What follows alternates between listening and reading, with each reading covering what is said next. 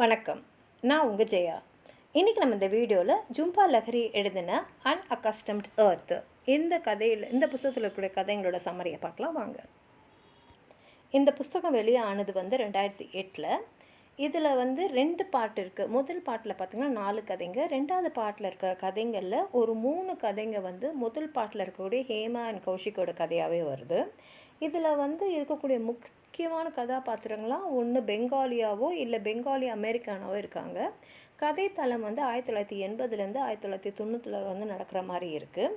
லெஹரியோட முதல் கலெக்ஷனான the interpreter of Maldives அவங்களுக்கு புல்ஸ்னர் ப்ரைஸை வாங்கி கொடுத்துருக்கு. இதில் இருக்கக்கூடிய கதைகள் temporary matter, real durwan, when Mr Pirzada came to dine, Mrs Sen, அப்புறம் செக்ஸி. இவங்க 2 நாவலும் எழுதியிருக்காங்க, the name sake and the லோலேண்டுன்னு. இதில் இருக்கக்கூடிய கதைகளை பார்த்திங்கன்னா முதல் கதை அன்அக்கஸ்டம்ட் எர்த். இதில் ரூமானு ஒரு 38 வயசு பெங்காலி அமெரிக்கன் பெண்மணி இருக்காங்க.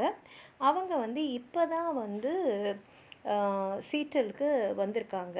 அவங்க ஹஸ்பண்ட் ஆடம். அவங்களுக்கு ஒரு 3 வயசில் ஒரு மகன் இருக்கான். அவன் பேர் ஆகாஷ்.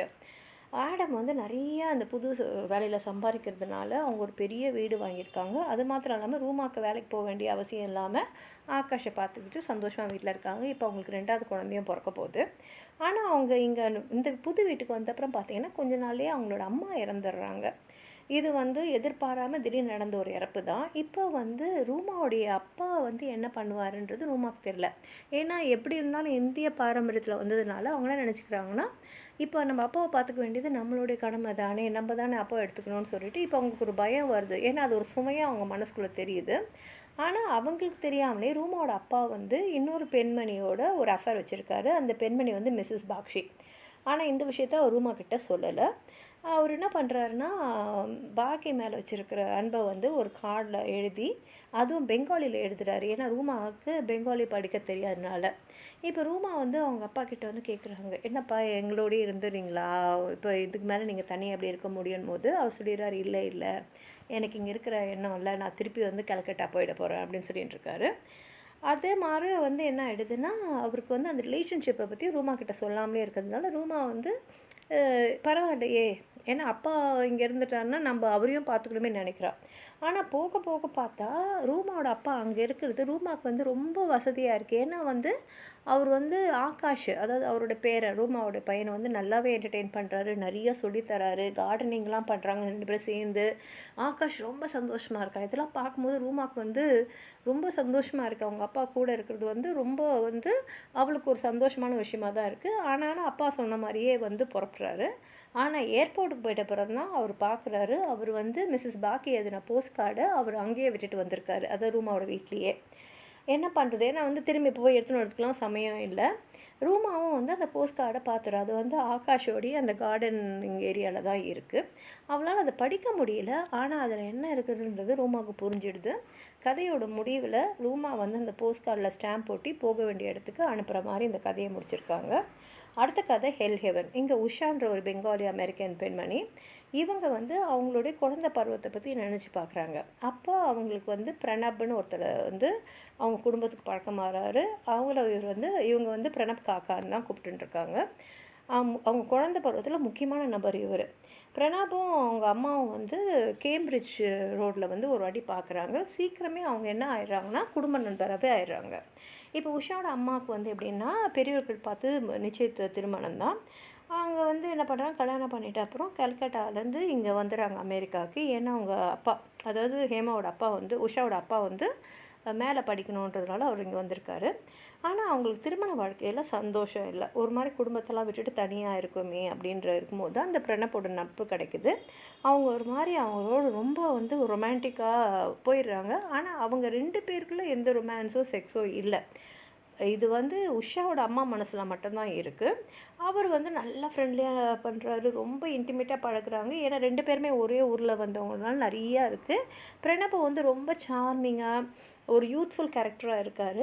ஆனால் கூடிய சீக்கிரத்தில் அவர் டெபோரான்னு ஒரு பெண்மணி, அவங்க ஒரு அமெரிக்கன், பார்த்து அவங்கள திருமணம் பண்ணுறதுக்கு முடிவு பண்ணுறாரு. திருமண செய்தி இங்கே சொல்லும் போது உஷாவோட அம்மாவால் அதை ஏற்றுக்கவே முடியல. ஆனால் உஷாவுக்கு டெபோராவை ரொம்ப பிடிச்சிடுது.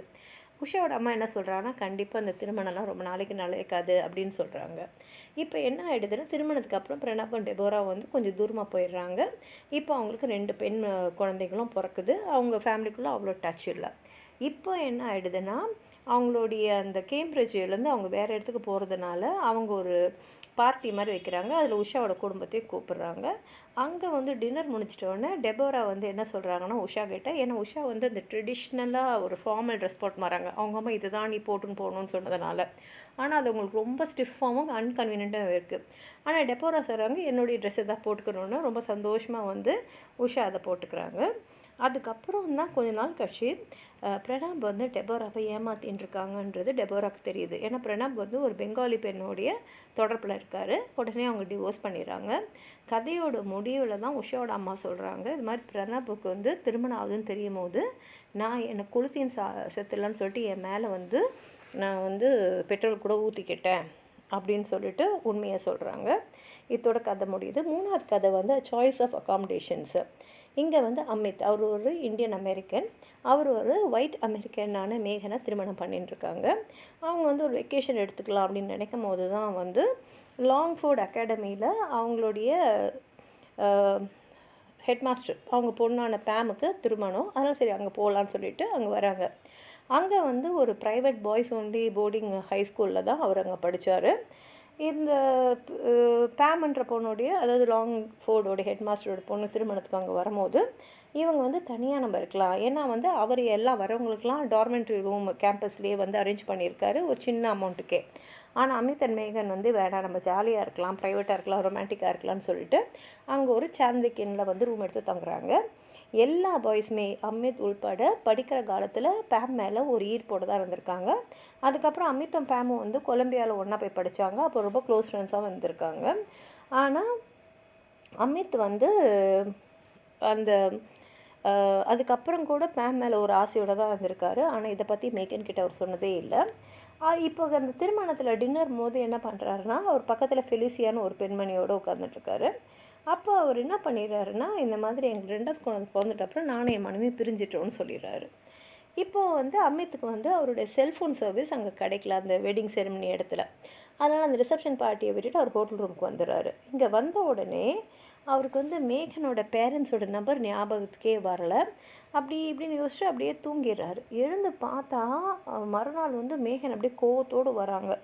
அவங்க வந்து என்ன ஆகிருக்குன்னா, ஃபெலிசியாவோட ஃபியான்சியும் அமித்தை தேடி பார்த்துருக்காங்க. எங்கே இருக்கான்னு தெரியாதனால அமித் எங்கே இருக்காருன்றது பயத்தில் வந்து ஃபெலிசியா வந்து மேகன் கிட்ட வந்து சொல்லியிருக்கா, அது மாதிரி அமித்தை காணோம் டின்னருக்கு அப்புறம்னு. மேகனும் வந்து டென்ஷன் ஆகி வந்திருக்காங்க. இப்போ என்ன சொல்லிடுறாங்கன்னா, இப்போ எனக்கு மூட் அவுட் ஆகிடுச்சு, வாங்க வீட்டுக்கு போகலான்னு. அமித்தும் சரின்னு சொல்லிடுறாரு. ஆனால் போகிறதுக்கு முன்னாடி சரி இந்த கல்யாணம் நடத்துகிற இடத்துல வந்து ஏதாவது ஒரு பிரஞ்ச் மாதிரி இருக்கும் இல்லையா, சாப்பிட்டுட்டு போகலாம். நாங்கள் போனால் அங்கே சாப்பிட்றதுக்கு ஒன்றுமே இல்லை அப்படின்னு சுற்றி பார்க்கும்போது அங்கே ஒரு டாம் ரூம் இருக்குது. அங்கே வந்து அவங்க போகிறாங்க. போன உடனே அமித் வந்து மேகன் கையில் என்ன மன்னிச்சிடுன்னு கேட்குறான். 2 பேரும் வந்து நெருக்கமாக அந்த டாம் ரூமில் இருக்காங்க. அடுத்த கதை வந்து ஒன்லி குட்னஸ். இதில் சுதா வந்து ஒரு பெங்காலி அமெரிக்கன் பெண்மணி, ஒரு 30 வயசுங்க ஆரம்ப கட்டத்தில் இருக்காங்க. கதையோட ஆரம்பத்துலேயே அவங்க சொல்கிறாங்க, இந்த மாதிரி அவங்களுக்கு ஒரு தம்பி ராகுல்னு இருக்கார். இவங்க காலேஜ் படிக்கும்போது ஒரு நாள் வீட்டுக்கு வரும்போது இவங்க தான் ராகுலுக்கு வந்து ஆல்கஹால் குடிக்கிற பழக்கத்தை ஏற்படுத்துகிறாங்க. அதுக்கப்புறம் எப்போல்லாம் வந்து ஏதாவது சந்தர்ப்பம் கிடைக்குதோ அப்போல்லாம் வந்து 2 பேருமே ஆல்கஹால் சாப்பிடுவாங்க. ஆக்சுவலாக பார்த்திங்கன்னா ராகுல் வந்து நல்லா படிக்கக்கூடிய ஒரு பையன், சுதாவை விட நல்லா படிப்பான். அவன் வந்து கார்னல் யூனிவர்சிட்டியில் போய் அவனோட அண்டர் கிராஜுவேட் போகிறான். ஆனால் வந்து ஆல்கஹாலுக்கு ரொம்ப அடிமையாயிட்டதுனால அங்கேருந்து அவனை டிஸ்மிஸ் பண்ணி அனுப்பிச்சிடுறாங்க. ஆனால் சுதா நல்லா படித்து அகாடமிக் டிகிரி அது இதெல்லாம் வாங்கிட்டு அவங்க குடும்பத்தோடைய ஒரு தேவதை மாதிரி அவள் இருக்கா. இப்போ சுதா வந்து லண்டனுக்கு கிராஜுவேட் ஸ்கூல் போகிறா. அங்கே ஒரு இந்தியன் பிரிட்டிஷ் மேன் ரோஜரை பார்க்குறா.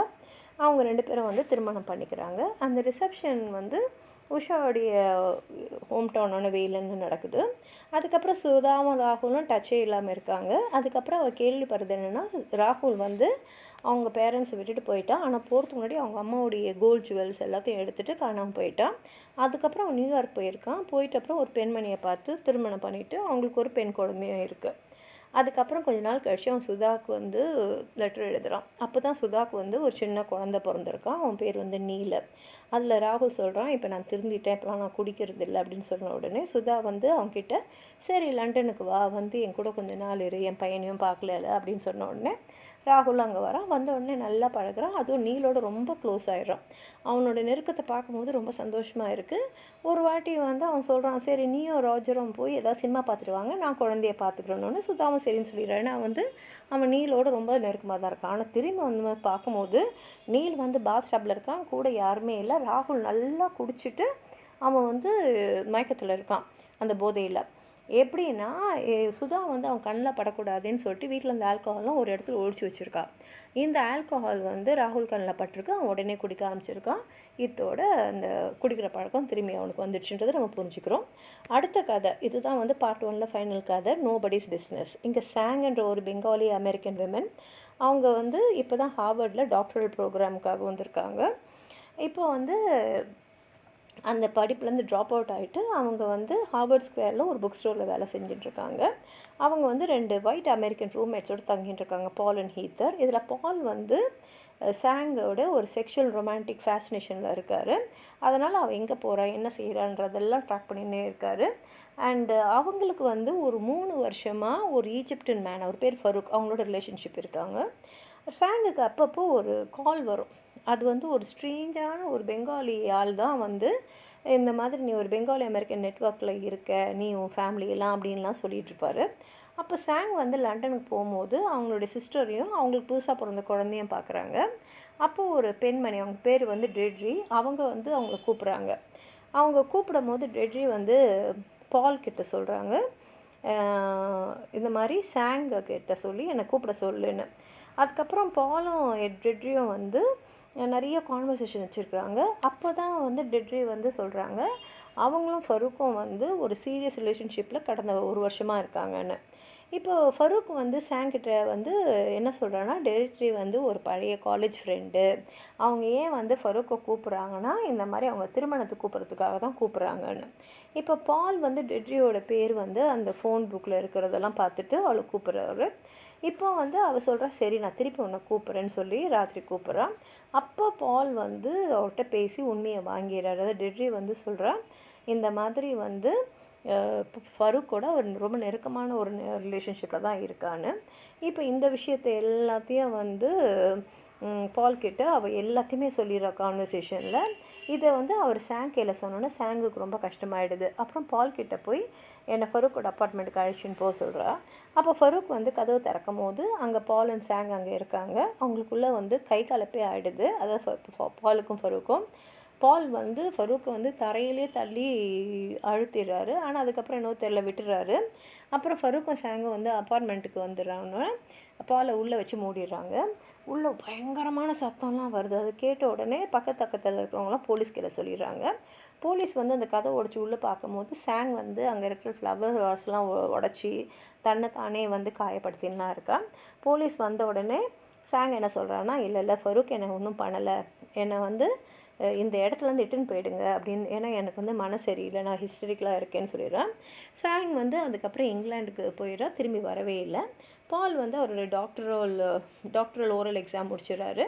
அவர் வந்து ஒரு ப்ரொஃபஸர்ஸாக ஆகிட்டு அதுக்கப்புறம் வந்து ஒரு நாள் வந்து ரோட்டில் போகும்போது அங்கே வந்து ஃபரூக் ஒரு பெண்மணியோடு பார்க்குறாரு. அந்த பெண்மணி யாருன்னா டெட்ரி தான். இப்போ பார்ட் 2ல் இருக்கக்கூடிய கதை வந்து ஹேமா அண்ட் கௌஷிக். இது வந்து ஒரு காலத்தில் நடந்த கதை அப்படின்ற மாதிரி ஆரம்பிக்குது. இங்கே ஹேமா அவரோட குழந்தை பருவத்தை பற்றி சொல்கிறா.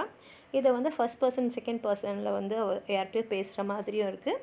அதே மாதிரி கௌஷிக் சௌத்ரியை யூன்னு தான் கதை ஃபுல்லாக சொல்கிறான். இந்த கதையில் வந்து சௌத்ரிஸ்லாம் வந்து எப்படி அவங்க குடும்பத்தோடு இருந்தாங்க. அப்போ ஹேமாக்கு 13 வயசு தான் ஆகுது. சௌத்ரிஸும் இவங்க குடும்பமும் கேம்பிரிட்ஜில் இருந்ததுனால கொஞ்சம் வருஷம் ஒன்றாவே இருந்தாங்க. அதுக்கப்புறம் சௌத்ரிஸ் வந்து பாம்பேக்கு போயிடுறாங்க. அப்போ கௌஷிக் வந்து ஒரு சின்ன பையன். இப்போ திரும்பி அவங்க அமெரிக்காவுக்கு வந்திருக்காங்க. வந்த உடனே இவங்க ஃபேமிலியோடு தான் வந்து இருக்காங்க. ஹேமாவுக்கு வந்து கௌஷிக் இப்போ 16 வயசு, ரொம்ப அட்ராக்டிவாக கண்ணுக்கு தெரிகிறான். ஆனால் கௌஷிக் வந்து அவ்வளோ நேரம் வந்து அவர் ஹேமாவோடலாம் ஸ்பெண்ட் பண்ணுறதில்ல. கௌஷிக்கோட அம்மா பேர் பருள். அவங்க வந்து ஹேமா கிட்ட ரொம்ப அன்பாக இருக்காங்க. பருள் வந்து ரொம்ப மாடர்னாக, ரொம்ப அமெரிக்கா ஒரு காஸ்மோபாலிட்டன் மாதிரி இருக்காங்க. ஹேமாவோட அம்மா மாதிரி இல்லை. ஒரு நாள் பருவும் ஹேமாவும் வந்து ஷாப்பிங் போகும்போது இந்த ட்ரெஸ் எல்லாம் ஃபிட் பண்ணி பார்ப்பாங்களே, அந்த ட்ரெஸ் போகும்போது அவங்க ஹேமா கிட்ட வந்து நல்ல ட்ரெயினிங் ப்ரௌசஸ்லாம் நல்லபடியாக இதெல்லாம் ட்ரை பண்ணி பண்ணும்போது ஹேமா வந்து பருளோட ப்ரெஸ்ட்டெல்லாம் வந்து ரூமில் பார்க்குறான். அப்போ பருள் சொல்கிறாங்க ஹேமா கிட்ட, இன்னும் கொஞ்சம் நாளில் பாரு நீ ரொம்ப அழகான ஒரு பொண்ணாயிடுவேன் அப்படின்னு சொல்லிட்டு. அப்புறம் வந்து பார்த்தா கௌஷிக் அண்ட் ஹேமா வந்து திடீர்னு அவங்க வீட்டு பின்னாடி காடு மாதிரி இருக்கும், அந்த இடத்துல போய் பார்த்துறாங்க. அப்போ கௌஷிக் ஹேமா கிட்ட வந்து நிறையா கல்லறை மாதிரி நிறைய பேர் புதைக்கப்பட்டிருக்காங்க, கிரேவ்யார்ட்ஸ் அங்கே காட்டுறான். அப்போ தான் அவன் சொல்கிறான், நாங்கள் ஏன் அமெரிக்காவுக்கு வந்தோம் தெரியுமா, இந்த மாதிரி எங்கள் அம்மா பருளுக்கு வந்து ஃபைனல் ஸ்டேஜில் பிரெஸ்ட் கேன்சர், கொஞ்ச நாள் அவங்க இறந்துடுவாங்க, அவங்க வந்து இறந்தா நான் அமெரிக்காவில் தான் இறக்கணும்னு சொன்னதுனால தான் நாங்கள் திரும்பி வந்திருக்கோம். அதனால தான் அவங்க அப்பா அதாவது டாக்டர் சௌத்ரி வந்து பருள் என்ன கேட்டாலும் அவங்கள மீறின அளவுக்கு இருந்தால் கூட அவர் எல்லாத்தையும் வாங்கி கொடுத்துருவார். அதனால தான் அவங்க வீடு கூட பார்த்திங்கன்னா ஒரு நல்ல ஆடம்பரமான ஒரு வீடு மாடர்னாக வாங்கி பருளோட ஆசைக்காக அங்கே வாங்கியிருக்காரு. இதெல்லாம் சொன்ன உடனே ஹேமாவுக்கு ரொம்ப கஷ்டமாக போயிடுது. ஏன்னா கொஞ்ச நாளில் பருள் இறப்பாங்கன்றது அவங்களால ஏற்றுக்கவே முடியல. இந்த விஷயத்த அவங்க அம்மா அப்பா கிட்ட கூட அவர் சொல்லவே இல்லை. ஆனால் அவங்களுக்கும் அது தெரிய வந்துடுது. தெரிஞ்சால் கூட அவங்க என்ன சொல்கிறாங்கன்னா, பாரு இந்த சௌத்ரிங்க அவங்க வீட்டு கிரகப்பிரவேசத்துக்கு கூட நம்ம கூப்பிடவே இல்லைன்னு சொல்லிட்டு குறை சொல்லிகிட்ருக்காங்க. அடுத்தது வந்து இயர்ஸ் எண்டு. இங்கே கௌஷிக் வந்து அந்த கதையை சொல்கிறாரு. அவர் இப்போ ஹேமாவை யூன்னு அட்ரஸ் பண்ணுறாரு. அவர் என்ன சொல்கிறாருன்னா, அவரோட அப்பா வந்து அவங்க அம்மா இறந்துட்ட அப்புறம் சித்ரான்னு ஒரு பெண்ணை வந்து திருமணம் பண்ணிக்கிறாரு. அந்த சித்ராவை ஏற்கனவே திருமணமாகி அவங்களுக்கு 2 பொண்ணுங்க இருக்காங்க. பருள் வந்து அந்த சம்மர்லேயே இறந்துடுறாங்க. கௌஷிக் வந்து இப்போ அப்பாவை பார்க்க வரும்போது அங்கே சித்ரா, அவங்க 2 பொண்ணுங்க ரூபா, பயோலா அங்கே இருக்காங்க. கிறிஸ்மஸ்க்காக தான் வர்றாரு. இப்போ சித்ரா வந்து அவங்க பொண்ணுங்களை வந்து அவங்க அம்மாக்காக வாங்கின அந்த மாடர்னான வீட்டில் வந்து அவங்க இருக்காங்க. ரூபாவும் பியும் வந்து கௌஷிக்கோடைய பழைய ரூமில் தான் இருக்காங்க. சித்ரா ஆனால் ரொம்ப கன்சர்வேட்டிவான இந்தியா பேக்ரவுண்ட், அவங்களுக்கு இந்த மாதிரி மாடர்னான வீடெல்லாம் பிடிக்கல, இது இன்னும் தனிமையாக இருக்கிற மாதிரி இருக்குது. அதோட அமெரிக்கன் லைஃபே அவங்களுக்கு ரொம்ப பயமாக இருக்குது. அப்போ தான் வந்து கௌஷிக் ஒன்று புரியுது, அவனுக்கு உள் மனசுக்குள்ளே நம்ம அம்மா உயிரோடு இல்லை, இந்த சித்ரா உயிரோடு இருக்கா, நம்ம அம்மாவுக்கு வர வேண்டியது எல்லாத்தையும் இவ அனுபவிச்சுட்ருக்கான்ற எண்ணம் இருக்கிறதுனால அவனுக்கு உள்ளுக்குள்ளே சித்ராவை பிடிக்கல. அதே சமயத்தில் இன்னொன்று நோ பண்ணுறான், அவங்க அப்பா வந்து அவங்க அம்மா சம்மந்தப்பட்ட எல்லாத்தையுமே வந்து அந்த வீட்டிலேருந்து எடுத்துகிட்ருக்காங்க. ஒரு நாள் வந்து ரூபாவும் பியும் வந்து ஒரு ஷூ பாக்ஸ்குள்ளே நிறைய ஃபோட்டோஸ், அந்த ஃபோட்டோஸ் எல்லாமே வந்து பருளோடு தான், அதாவது கௌஷிக்கோட அம்மா அது எல்லாத்தையும் பார்த்து இருக்காங்க. ஆக்சுவலாக பார்த்தா டாக்டர் சௌத்ரி அதாவது கௌஷிக்கோட அப்பா வந்து அந்த ஃபோட்டோஸ்லாம் எடுத்து கௌஷிக்கோட ஒரு பழைய க்ளோசெட் உள்ளே வச்சுருக்காரு. இதை பார்த்த உடனே கௌஷிக் ரொம்ப கோவம் வந்துட்டு அந்த 2 பேர்கிட்டையும் சொல்கிறான், இந்த மாதிரி எங்கள் அப்பா வந்து உங்கள் அம்மாவை வந்து ஒரு வேலைக்காரியாக இருக்கணும்னு தான் திருமணம் பண்ணிட்டுருக்காரு, எங்கள் அம்மாவோட அழகுக்கெலாம் உங்கள் அம்மா வரமாட்டாங்கன்னு சொல்லிவிட்டு அந்த வீட்டை விட்டுட்டு அவன் வந்து கனடா போயிடுறான். அந்த பாக்ஸையும் எடுத்துன்னு போகிறான் அவங்க அம்மாவோட ஃபோட்டோஸ்லாம். அங்கே போகும்போது ஒரு மலை உச்சியில் கடானியன் பார்டரில் அந்த பாக்ஸ் ஃபுல்லாக இருக்கிற ஃபோட்டோகிராஃப்ஸ் எல்லாம் புதைச்சிட்றான். ஆனால் ரூபாவும் பியும் வந்து அவங்க அம்மாக்கிட்டையும் சரி டாக்டர் சௌத்ரிக்கிட்டையும் சரி கௌஷிக் சொன்ன எதையுமே சொல்லலை. கௌஷிக்கிட்டையும் மரியாதை நடந்துக்கிறாங்க. ஆனால் அது பழைய ரிலேஷன்ஷிப் வந்து கௌஷிக் பேசின பேச்சால் அது டேமேஜ் ஆகிடுது. அதுக்கப்புறம் கோயிங் அஷோர், இங்கே வந்து ஹேமா அண்ட் கௌஷிக் வந்து அவங்க கதையை இன்னொருத்தர் சொல்கிற மாதிரி, ஆனால் மெயினாக ஹேமா அப்போ தான் சொல்கிறாரு. இப்போ ஹேமாவுக்கு வந்து இன்னும் கொஞ்சம் நாள் 40 வயசு ஆக போகுது, அது லேட் 30s இருக்காங்க. இப்போ அவங்க ரோமில் இருக்காங்க. அவங்க வந்து வெலஸ்லியில் டீச்சிங்கில் இருந்தாங்க, ஆனால் இப்போ ஒரு சின்ன வெக்கேஷன் எடுத்திருக்காங்க. இப்போ ரீசெண்டாக தான் அவங்க வந்து ஒரு கல்யாணம் ஆன அவர் பேர் ஜூலியன், அவரோட ஒரு 10 வருஷம் ரிலேஷன்ஷிப்பில் இருந்தாங்க. அவனும் வந்து என் மனைவியை விட்டுட்டு வந்துடுறேன்னு சொல்லிட்டு இவளை ஏமாத்திட்டு இருக்கான். அதனால் ஹேமாவுக்கு என்ன ஆகிடுதுன்னா, எங்கே நம்ம 40 வயசு ஆகும்போது நமக்கு திருமணம் ஆகாமல் குழந்தை இல்லாமலே இருப்போமோ அப்படின்றதுனால அவங்களுக்கு அரேஞ்ச் மேரேஜாக வந்து இன்னொருத்தர் மூலமாக அதாவது சொந்தக்காரங்க மூலமாக சொல்லி அவங்க வந்து நவீன் ஒருத்தரோட என்கேஜ்மெண்ட் ஆகிருக்கு. இப்போ ஹேமாவும் கௌஷிக்கும் பார்க்குறாங்க. எப்படின்னா அவங்களுக்கு காமனாக ஒரு ஃப்ரெண்டு ஈடோன்னு இருக்கார், அவங்க மூலமாக ஒரு இடத்துல வந்து பார்க்குறாங்க. பார்த்த உடனே அவங்களுக்குள்ள ஒரு பேஷனட்டான ஒரு செக்ஷுவல் அஃபேர் வருது. இப்போ கௌஷிக் வந்து ஒரு நியூஸ் பேப்பர் ஃபோட்டோகிராஃபர், ஒரு இடத்துல இல்லாமல் பல இடங்களுக்கு ட்ராவல் பண்ணுற ஒரு வேலை. இப்போ அவனுக்கு ஹாங்காங்கில் head of the desk editorial job கிடச்சிருக்கு. இப்போ ஹாங்காங் போகிறதுக்கு முன்னாடி தாய்லாண்டுக்கு போயிட்டு போகலான்ற மாதிரி ஒரு ஐடியாவில் இருக்கார். போகிறதுக்கு முன்னாடி ஹேமாவை பார்க்குறாரு. அப்போ வந்து கேட்குறாரு, நீ நவீனை திருமணம் பண்ணிக்கிறது பதில் என் கூட வந்துடுன்னு. ஆனால் ஹேமாக்கு நல்லா தெரியும் கௌஷிக்கு இவங்களை திருமணம் பண்ணிக்கிற எண்ணம்லாம் இல்லைன்னு. அது மாத்திரம் இல்லாமல் இப்போ அவர் கூட போயிட்டால் அவங்க வாழ்க்கையில் அவங்க எதுவுமே தொடர முடியாதுன்னு தெரியும். அதனால் அவங்க வந்து மறுத்துடுறாங்க. கௌஷிக்கு கோவம் வந்துடுது. இப்போ 2 பேருமே வந்து பிரிஞ்சிடுறாங்க. ஹேமா வந்து கல்கட்டாவுக்கு போகிறா. அங்கே நவீனை பார்த்து திருமணம் பண்ணிக்கணும், அதுதான் அவங்க பிளானு. கௌஷிக் வந்து தாய்லாந்து போகிறாரு. கௌஷிக்கு வந்து மனசு இப்போ கஷ்டமாக இருக்குது. ஏன்னா வந்து அவருக்கு நல்லா தெரியும் ஹேமா ஒருத்திக்கு தான் அவர் நல்லா தெரியும். அது மாத்திரம் இல்லாமல் அவங்க அம்மா இறக்கும் போது ஹேமா எல்லாத்தையும் பார்த்துருக்காங்க. ஹேமாவுக்கும் வந்து என்னவோ தெரில, கல்கட்டாவில் வந்து அந்த ஏர்போர்ட்டில் இருக்கும்போது கௌஷிக்கோட முகம் தெரியாதான்னு ஆவலோடு தேடி பார்க்குறாங்க. இப்போ தாய்லாண்டுக்கு வந்து கௌஷிக் போகும்போது அங்கே சுனாமி வந்து அதில் கௌஷிக் இறந்துடுறாரு. ஹேமா திருமணம் பண்ணிக்கிறா. அவள் எதிர்பார்த்த மாதிரி ப்ரெக்னென்ட் ஆகிடுறா. அவளுக்கு வந்து தெரிஞ்சிடுது கௌஷிக் வந்து இப்போ உயிரோடு இல்லைன்னு. இப்போ அவளுடைய படுக்கைக்கு போகிறா. இப்போ அவளுடைய புது வாழ்க்கை அதே மாதிரி மனசுக்குள்ளே கௌஷிக்கோட இறப்பு இருக்குது. இதோட வந்து இந்த புத்தகத்தில் இருக்கக்கூடிய கதைங்கள்லாம் முடியுது. உங்களுக்கு எதாவது சொல்லணும்னு நினச்சிங்கன்னா கீழே இருக்கிற கமெண்ட் பாக்ஸில் எழுதுங்க. இந்த வீடியோ லைக் பண்ணுங்கள், உங்கள் ஃப்ரெண்ட்ஸோடு ஷேர் பண்ணுங்கள். சப்ஸ்கிரைப் பண்ணாதவங்களாம் ப்ளீஸ் சப்ஸ்கிரைப் பண்ணி சப்போர்ட் பண்ணுங்கள். நன்றி.